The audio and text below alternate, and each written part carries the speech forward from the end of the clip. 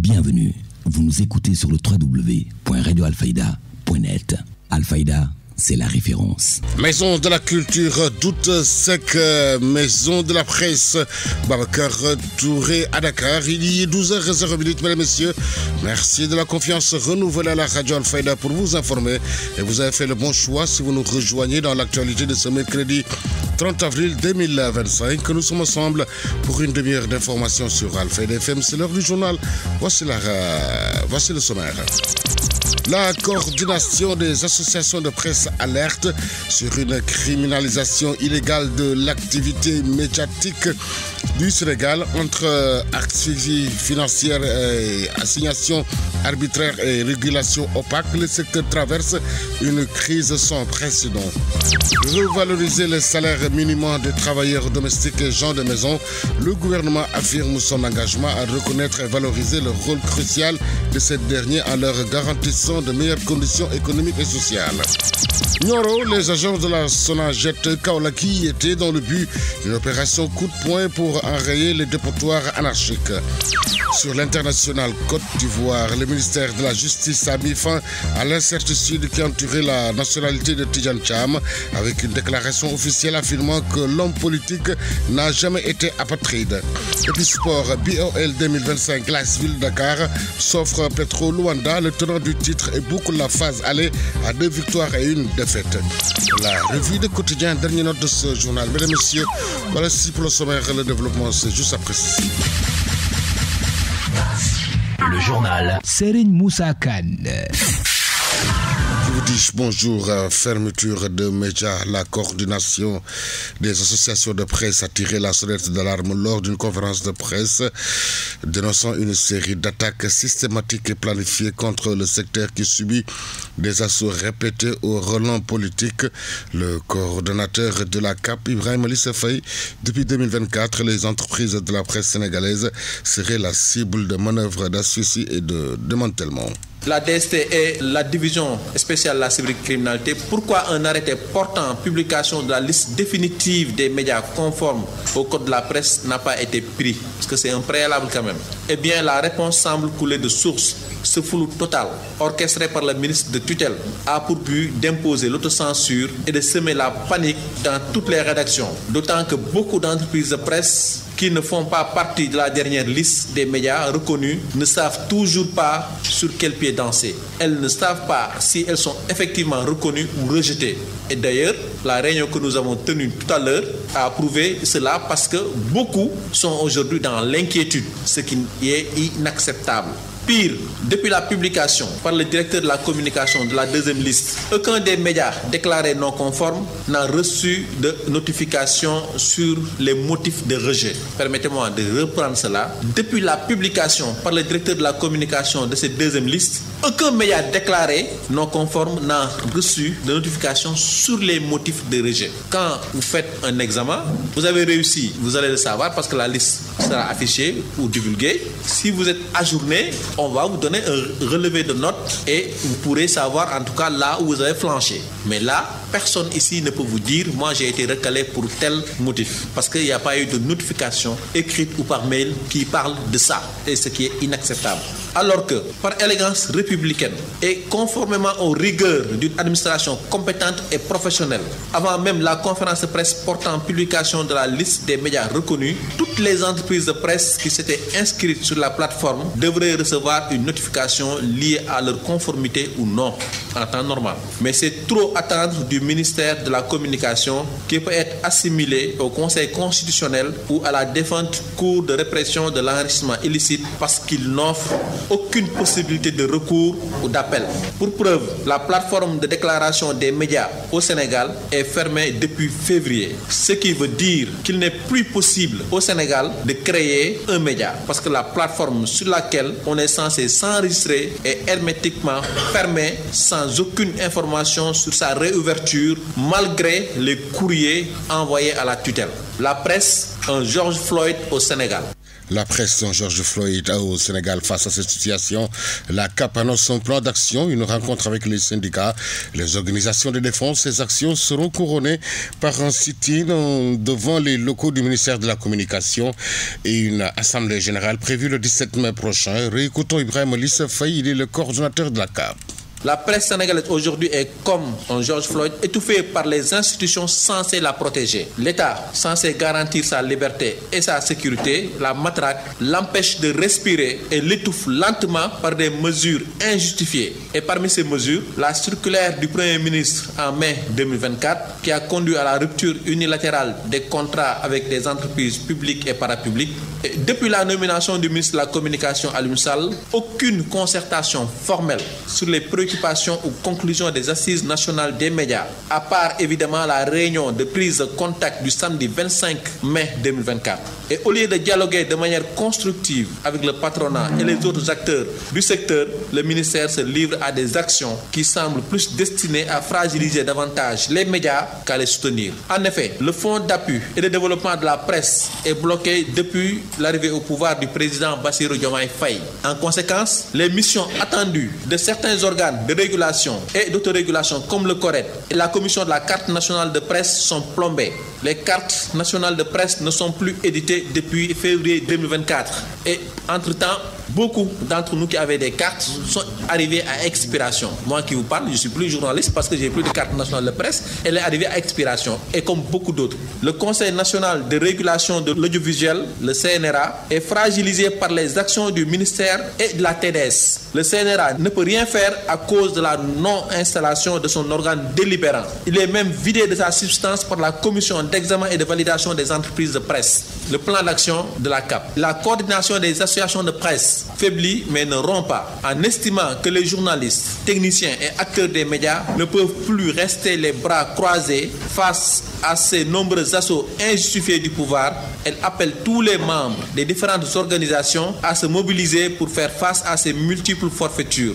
Un formulaire est lancé à partir d'aujourd'hui pour répertorier toutes les entreprises de presse déclarées non conformes, les accompagner avec des avocats et tous les responsables des médias sont appelés à déposer individuellement le même jour un recours devant la chambre administrative de la Cour suprême. La CAP a ainsi décidé, dans le cadre de son plan d'action, d'initier une série de rencontres durant tout le mois de mai, et ce en synergie avec les organisations syndicales, le patronat sénégalais, les organisations de défense des droits de l'homme, les membres de la société civile et d'autres entités remarquables de ce pays. Une série qui sera bouclée par un sit-in devant les locaux du ministère de la Communication. À la faveur des changements intervenus à la tête du SYNPICS et se formaliser lors d'une assemblée générale prévue le 17 mai prochain. L'actualité régionale, nationale, c'est sur Alfayda FM 90.1. Émettons depuis Medina Baye, Imaboul Cheikh, Imam Hassan Sissé, Studio Ali Momar Alilo. L'info se poursuit sur la référence. Direction Nyoro, où les éléments de la Sonagette Kaolak étaient à Medina Sabar, dans le but d'une opération coup de poing afin d'enrayer le dépotoir anarchique. Des engins ont été mobilisés pour le drainage des travaux. N'est-ce pas, Cédina Lukata? Cette vaste opération coup de poing de nettoyage effectuée par la SONAGED de Kaolack concernait Medina Sabah et Poste Kër Ayib Baïsi et le sous-préfet de l'arrondissement de Medina Sabah. SONAGED est là aujourd'hui. L'essentiel du travail consiste tout simplement à enrayer les dépotoirs anarchiques que nous avons au niveau des collectivités territoriales. Et on en a quand même quelques dépotoirs anarchiques au niveau de Medina Sabah et de Kër Ayib. C'est le travail grosso modo qu'on est en train aujourd'hui d'entreprendre. Selon le sous-préfet, toute personne qui verse des ordures dans les sites non appropriés seront sévèrement corrigées. Maintenant, toute personne qui continue à verser là où ce n'est pas autorisé, on va le verbaliser.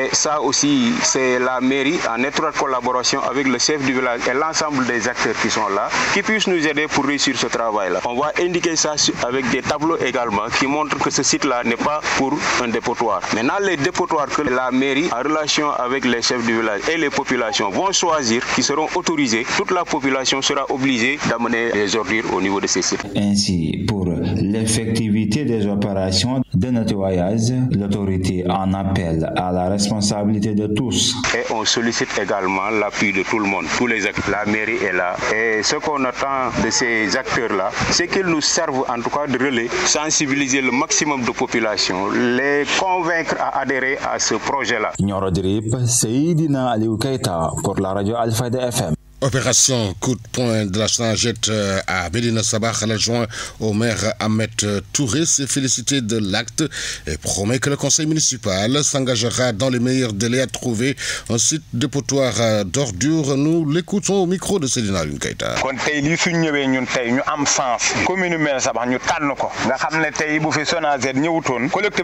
Nous sommes très satisfaits de l'opération effectuée par la SONAGED de Kaolack ici à Médina Sabakh, car l'environnement fait partie des domaines de compétence de la mairie. Maintenant, ce qui reste, c'est le suivi du coût. La responsabilité de la mairie est engagée. Je parle maintenant sous le contrôle du président de la commission environnement. Ce dernier va rendre compte à qui de droit. Il est important d'ailleurs qu'on met sur place des bagues à ordures. La dernière équipe municipale en avait fait des avancées majeures en achetant des charrettes qui assuraient le ramassage des ordures. Avec nous, les bagues à ordures faciliteront le ramassage d'ordures pour enfin les mettre dans les dépotoirs. Nous avons même effectué une délibération des sites pour un dépotoir d'ordures, mais malheureusement, ce site était victime de litiges, raison pour laquelle nous sommes appelés à trouver des solutions idoines, car la commune de Médina Sabakh est très large. En collaboration avec le chef de village et l'autorité administrative, demandons au sous-préfet de Médina Sabakh de convoquer un CLD pour matérialiser les discussions que nous avons entamées. Nous allons tout faire pour un Médina Sabakh propre.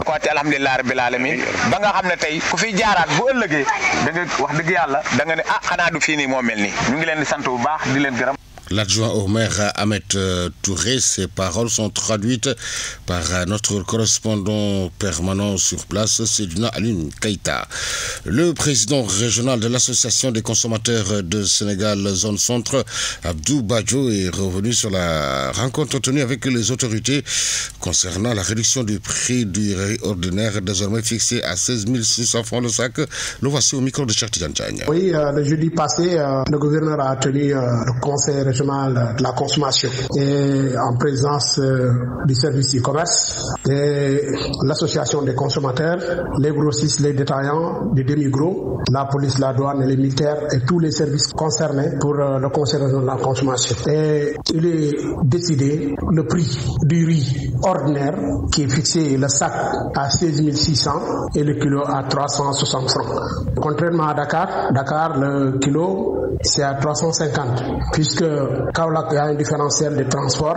On a ajouté 10 francs sur le transport, ce qui a amené le kilo du riz ordinaire à 360 francs. Je lance un appel à tous les consommateurs et à tous les boutiquiers, que ce soit détaillants grossistes, que de tout faire pour respecter ces prix qui ont été fixés sur le marché, surtout sur le riz ordinaire. Pour le moment, les autres produits n'ont pas encore subi de baisse ni d'augmentation.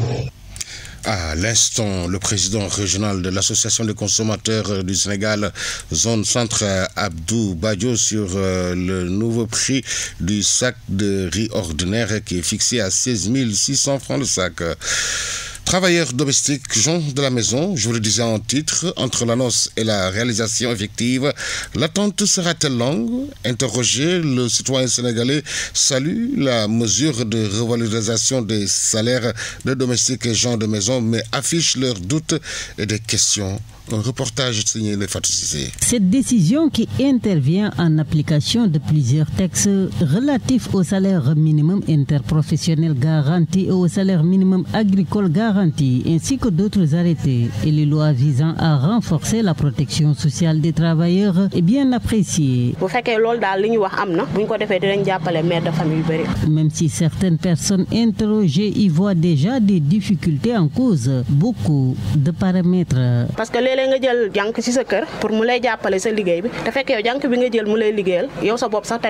est-ce qu'il vous arrive de rêver d'une augmentation? Ndeykan est une jeune domestique. Son oui témoigne toute sa satisfaction envers cette mesure annoncée. Ndeye Sokhna Diop qui salue cette mesure visant la revalorisation des salaires des domestiques et gens de maison se demande si l'État ira jusqu'au bout pour son application effective. Commerçante trouvée dans sa boutique à Medina Baye, cette jeune dame est une habitante de Medina Baba. Des questions lui taraudent bien l'esprit et pose dans son raisonnement des limites à la mesure. Comme ñom dañ bëgg ñu yokkal leen seen salaire, est-ce que borom kër yi leen jël ñu leen di liggéeyal, est-ce que ñom timit attañ nañ yokk salaire bobu, est-ce que ñom dinañ leen yokkal ñom timit seen salaire bala ñu yokkal janxay seen salaire. Bu fekkee daal lool mën na nekk idée bu baax la, mais quand ñu yokkal janxay salaire te ñom seen salaire demeewul noonu dina compliqué daal. Mais quoi qu'il en soit, les contours du concept du projet des nouvelles autorités semblent se dessiner avec une gérance qui, au-delà de la reddition, ne compte laisser personne en rade dans les politiques de développement. Reste à savoir dans quelles conditions ces mesures de revalorisation des salaires vont être appliquées. Ndeye Fatou Sissé, revenez-nous vers la fin de cette édition pour les besoins de la revue du quotidien. Il est exactement 12h16. L'info se poursuit sur la référence. Vous suivez le journal. Sur Alfayda FM, la radio qui vous informe partout que vous soyez dans le monde. En conférence de presse, la coalition Diomaye Président a lancé un appel à l'opposition pour répondre à la main tendue du président de la République à la journée du dialogue national du 28 mai prochain, notamment moment d'échange et de concertation sur le devenir du Sénégal. La présidente Aïda Mbodj. Avec gravité et lucidité, la 4e conférence sociale sur l'emploi et l'employabilité. Le thème choisi n'est pas anodin. L'emploi et employabilité, défis et perspectives pour un Sénégal souverain, juste et prospère. C'est une déclaration d'intention, mais surtout un appel à l'union nationale. Car l'emploi, en particulier celui des jeunes, est l'urgence première de notre temps. Et le président l'a dit clairement. Seule une réponse collective peut relever ce défi. Il ne s'agit pas de simples slogans, mais de leviers concrets. Renforcement de la formation professionnelle, valorisation des talents et des compétences locales, soutien massif à l'entrepreneuriat, mobilisation des collectivités territoriales et du privé. C'est là une vision claire et très claire. Un modèle économique inclusif qui réconcilie croissance et justice sociale, développement et dignité humaine. L'État, sous cette gouvernance, s'engage à des réformes concrètes, visibles et mesurables sur le terrain. Et ces réformes ne sont pas des promesses en l'air, ce sont des engagements pris devant la nation. Et face à cela, que fait l'opposition pendant ce temps? Elle essaie de détourner l'attention, elle tente de faire croire que ce qu'on a voté à l'Assemblée couvre des crimes de sang. L'opposition essaie de nous mettre en mal avec les forces de l'ordre, mais le Conseil constitutionnel lui-même a tranché. C'est le Premier ministre Ousmane Sonko l'a dit avec justesse. L'opposition feint de ne pas voir la lune qu'on leur montre, elle préfère pérorer sur le doigt qui la désigne. Ce manque de sérieux politique est désormais leur seule marque. Chers compatriotes, la coalition Diomaye Président n'est pas une machine électorale. C'est une force historique. C'est une famille politique. Un mouvement de refondation. Nous avons choisi la justice contre l'impunité. Nous avons choisi la vérité contre la rumeur. Nous avons choisi la dignité contre la soumission. Notre projet est structuré, cohérent, porté par un leadership multiple et fort. La présidente de la coalition Diomaye Président a invité dans la foulée l'opposition à se ressaisir et à engager le débat sur les enjeux liés à nos efforts de développement et au renforcement de l'état de droit. Madame Aïda Mbodj, que je propose de réécouter. Le président Bassirou Diomaye Faye, garant de l'État. Le Premier ministre Ousmane Sonko, éclaireur de la voie. Et nous, la coalition, engagés sur tous les fronts, à chaque poste, dans chaque région, jusqu'à Kédougou. Dans chaque secteur, nous agissons. Je le dis en mon nom propre et au nom de tous les leaders. Nous sommes les gardiens de cet élan. Nous portons la voix de la République. Nous serons la mémoire du peuple parce que nous avons joué notre partition. La route est longue, mais nous avons franchi les premiers caps avec dignité. Nous avons affronté la tempête devant un homme puissant, un homme riche, un homme qui n'avait aucune considération pour les lois de la République, Macky Sall. Pourtant, nous avons tenu bon. Ce n'est pas le moment de douter ni de capituler. C'est le moment de nous mobiliser, de rester soudés et de nous redoubler d'efforts. Nous allons, avant de conclure, je fais un rappel, certainement nous y reviendrons après la présentation du bilan. Parce que le mois de mai sera une période charnière. Déjà le 1er mai, monsieur le Président l'a annoncé avant-hier, va recevoir le cahier de doléances des syndicalistes. Pourtant, il respecte la tradition, mais toute l'année, il a conservé les relations, lui et son Premier ministre, avec les syndicalistes. Le dialogue n'a jamais été interrompu. Pour la première fois au Sénégal, où le président ne voyait les syndicalistes que le 1er mai. Et non seulement ce sera une période charnière, mais ce sera la période pendant laquelle le dialogue social est convoqué. Le dialogue social, parlons-en. Vous pouvez être les maîtres. Nous sommes en démocratie. Tous les partis seront invités. Mais vous, de la coalition Diomaye Président, commencez à réfléchir. Commencez à faire des propositions. Soyez une force de proposition parce que vous allez jouer un grand rôle pendant ce dialogue. À l'instant, la présidente de la coalition Diomaye Président, Madame Aïd Mbouch, à l'occasion du congrès de l'Alliance des forces de progrès tenu ce week-end, Moustapha Niasse a officiellement passé le témoin de la direction du parti qu'il a fondé en 1990. J'ai dit le contexte international particulièrement installé nous invite à une réflexion profonde pour appréhender et analyser des données qui s'accumulent et qui subissent des interconnexions dont les conséquences nous placent au cœur des nouvelles réalités qui gouvernent la planète monde. Depuis l'effondrement du mur de Berlin en 1991, la bipolarité qui a caractérisé pendant des décennies les relations internationales a été brisée violemment, ce qui a favorisé l'émergence de nouveaux pôles d'influence rendant plus complexe la compréhension des rapports de force et la gestion des intérêts des pays du Sud, surtout nous autres. Quant à notre pays, le Sénégal, nous voici tous à l'oreille de l'économie pétrolière et gazière dans un monde où le marché et les capitaux imposent plus que jamais leur propre logique, leurs priorités et leurs choix. Nous, Sénégalais, nous avons connu, il y a 12 mois, notre troisième alternance démocratique, pacifique et sereine, avec ses corollaires politiques, économiques, sociaux et culturels. S'il peut paraître prématuré de recourir au substantif crise, il nous semble opportun de tirer d'ores et déjà la sonnette d'alarme pour préserver la stabilité. Le président Diomaye l'a dit il y a quelques jours. La cohésion nationale, il l'a dit aussi, et les grands équilibres qui ont toujours été à la base de la trajectoire empruntée par ce pays, notre pays, depuis l'indépendance en 1960. Moustapha Niasse évoquait également avec nostalgie ses liens privilégiés avec les 4 derniers présidents du Sénégal, s'attardant particulièrement sur sa relation avec Macky Sall et exprime sa profonde gratitude envers l'ancien chef de l'État qu'il avait choisi parmi 18 millions de Sénégalais pour diriger l'Assemblée nationale. Il convient de l'affirmer avec force. Il devient périlleux de gouverner dans un contexte agité par des turbulences multiples dont l'impatience fébrile et de franges importantes de la population. Ce n'est pas des moindres. Nous comptons, nous Sénégalais, nous comptons. Ainsi, la question capitale de la gouvernance a même de conduire à l'intelligence aiguë des paramètres et des situations. Le génie sénégalais, toujours le génie sénégalais qui a sauvé ce pays du péril et de la catastrophe combien de fois depuis 1960.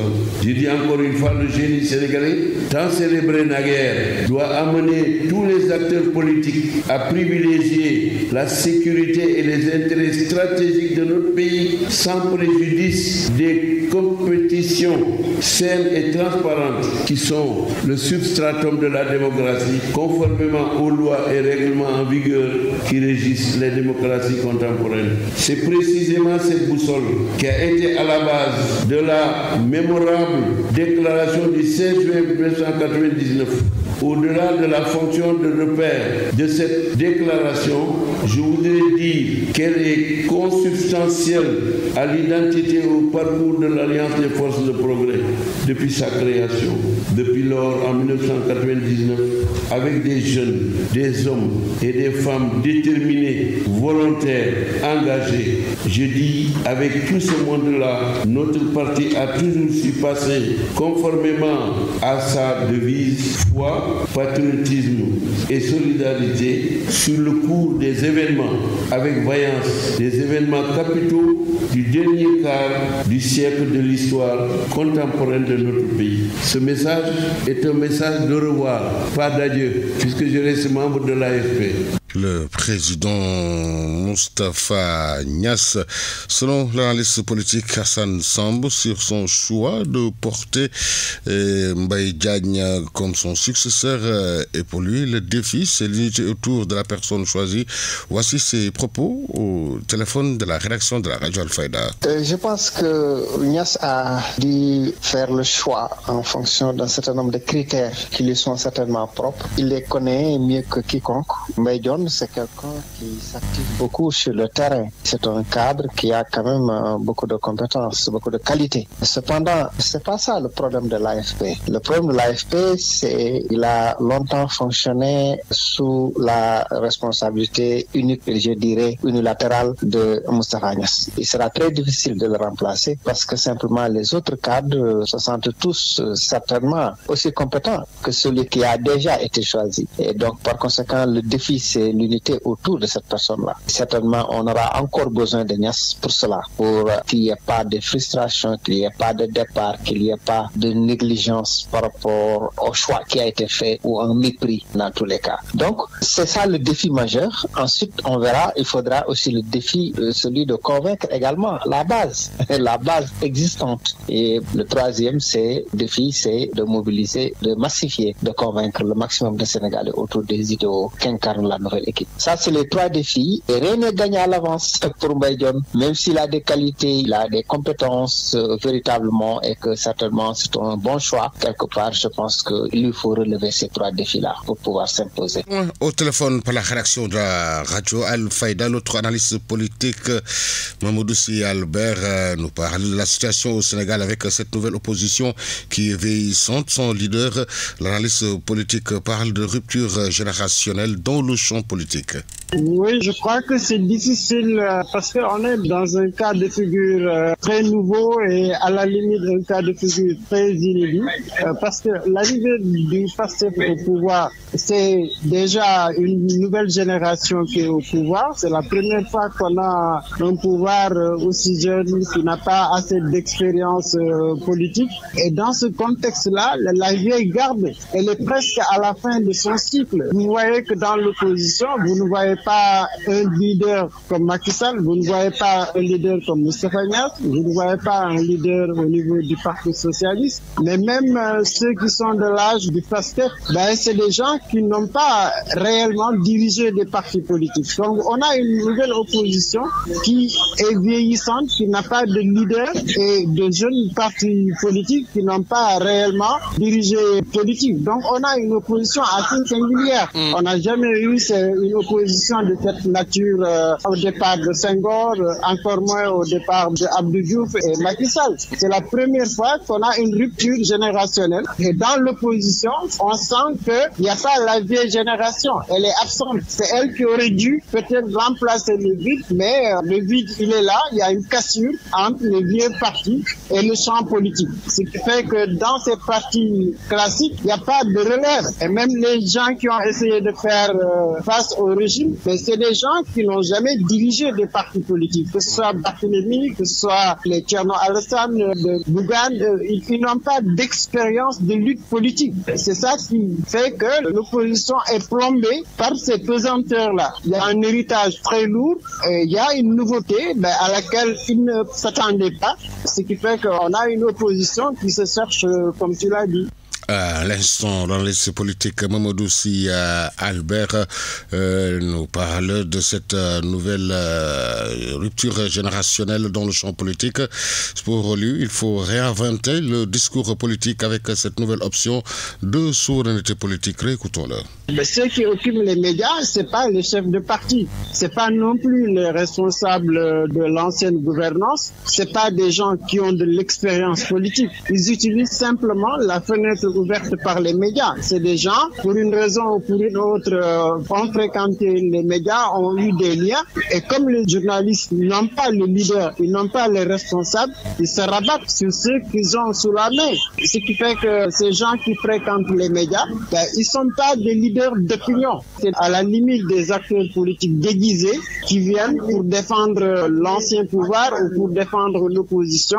Mais même ces acteurs-là n'ont pas une maîtrise des médias. On le voit à travers les dérives. Il y a énormément de dérives en termes d'injures, en termes d'emprisonnement, en termes d'incompréhension même de leur fonction au niveau des médias. Ce qui fait qu'ils veulent occuper le vide au niveau des médias, mais ils ne réussissent pas à jouer pleinement le rôle qu'on attend des acteurs politiques. Je crois qu'il faut réinventer totalement le discours politique. On a pour la première fois une option de développement endogène, une option de rupture, une option de souveraineté politique et économique. Donc ça, c'est un nouveau discours qui est au pouvoir. On n'a jamais eu ce discours au sommet de l'État. Mais si vous êtes dans l'opposition, il faut utiliser un nouveau discours qui puisse correspondre à l'évolution politique du Sénégal. Vous ne pouvez pas utiliser un discours vieillot qui est là depuis 65 ans contre un nouveau discours. Donc il faut réactualiser le discours politique, il faut réactualiser la démarche, mais également,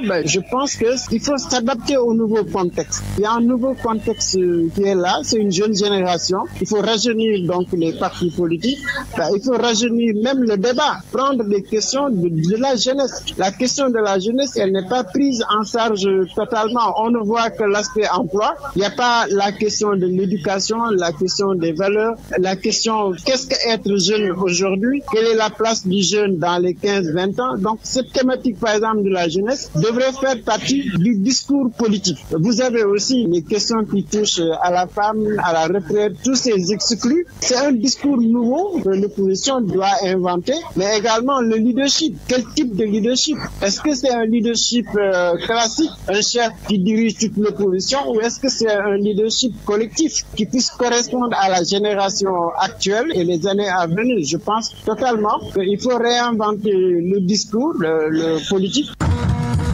Actualité internationale.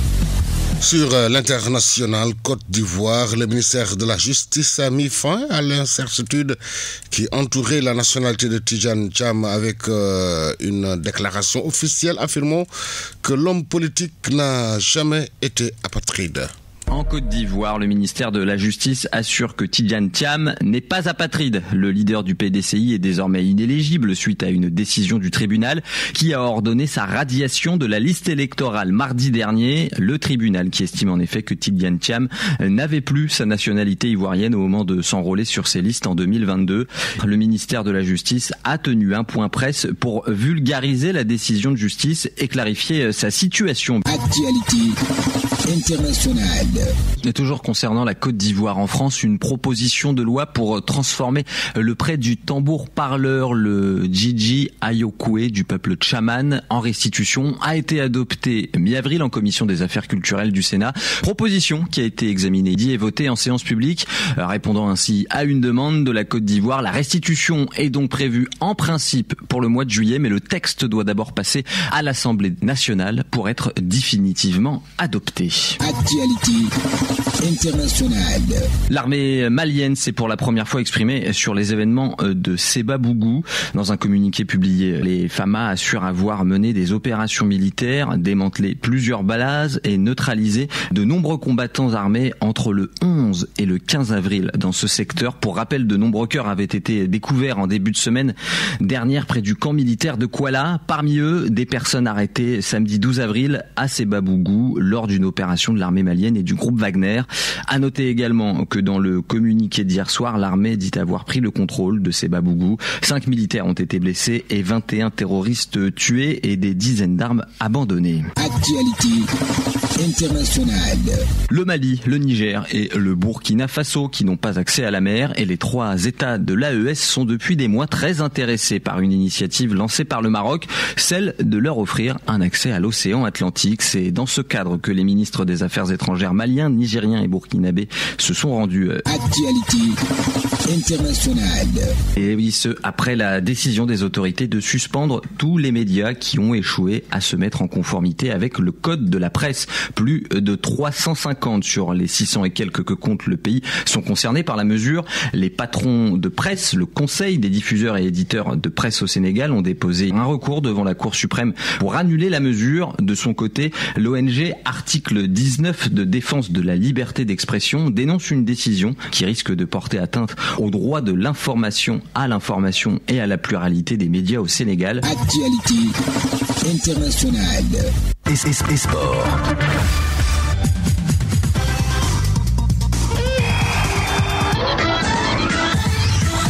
Une page sportive que nous ouvrons à Kaolack suite à la décision de l'État du Sénégal concernant les Nawetan qui débuteront à partir de cette année. Le 15 juillet terminera le 15 octobre de chaque année. Le président de l'ODCAV, Insa Diouf, s'est prononcé suite à la décision de l'État du Sénégal. Effectivement, j'ai vu la lettre circulaire adressée au gouverneur de région portant fixation du calendrier des Nawetan.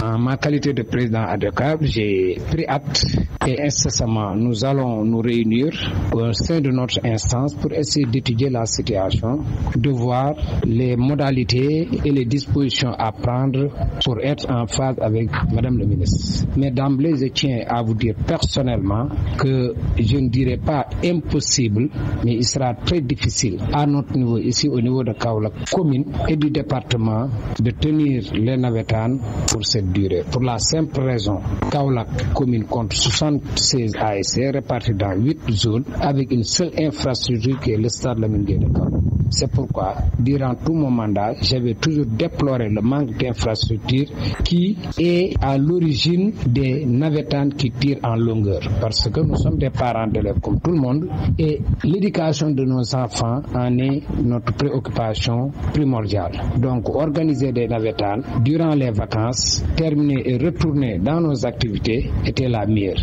Mais devant l'impossible, nul n'est tenu. Mais quoi qu'il en soit, nous allons nous réunir et une fois les décisions prises, nous ferons face à la presse pour décliner ça aux yeux et à l'écoute de toute la population kaolackoise. Laissons le président de l'ODCAV de Kaolack, Insa Diouf, sur la décision de l'État du Sénégal concernant les Nawetan. Football en Europe, Ligue des Champions, demi-finale allée hier. Le PSG a battu Arsenal 1-0 et prend une bonne option pour la match retour. Ce soir à 19h, FC Barcelone joue l'Inter Milan. Les deux équipes se sont déjà rencontrées et le dernier match entre les deux formations s'est soldé par match nul le mercredi 12 octobre 2022 en Ligue des Champions lors de la 4e journée sur le score de 3 buts partout. Ligue des Champions asiatiques, Edouard Mendy et ses partenaires ont réalisé un magnifique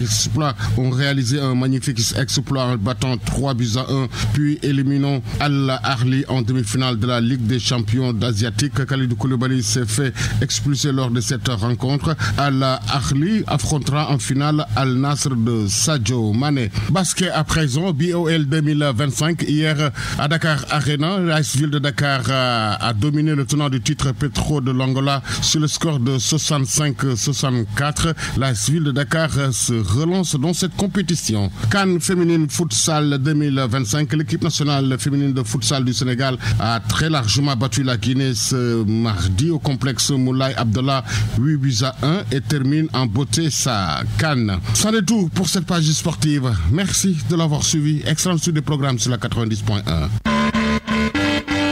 La revue de presse. L'Obs Pop Place, Le Soleil, Sud Quotidien, Walf le matin.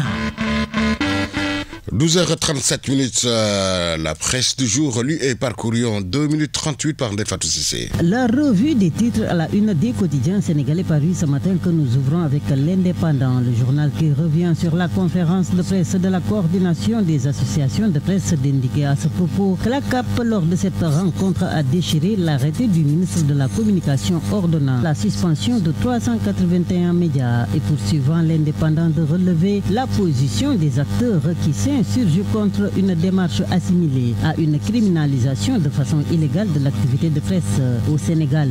Répression contre les médias, la CAP mobilise, Amnesty met en garde le régime. Titre LAS, la CAP sonne la résistance, barre à sa une l'info et les échos de renchérir que la presse se prête à faire face à cette forfaiture a commis des avocats pour accompagner les entreprises victimes avec un dépôt individuel le même jour de recours à la Cour suprême.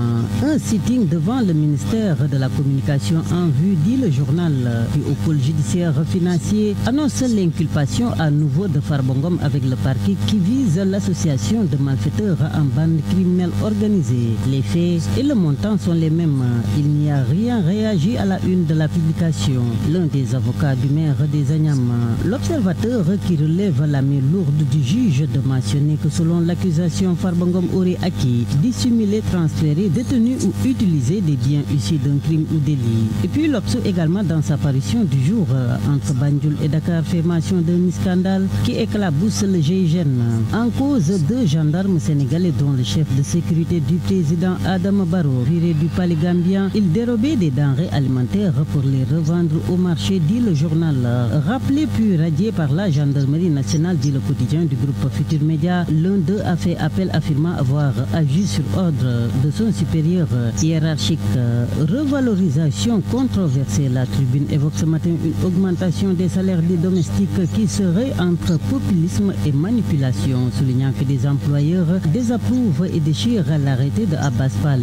La situation économique ne permet pas aux ménages d'augmenter leurs charges, note le quotidien du groupe des médias qui en cette mesure y voit déjà des tensions en perspective entre femmes de ménage et Ndiatigé. Et puis sur un tout autre registre, le quotidien Yor s'intéressant à l'arrêt de la Cour suprême annulant la décision de la Cour d'appel de Kaolack s'interroge en se demandant si après cette décision, le juge Moussa D, victime de la dite affaire, ne doit-il pas être réhabilité.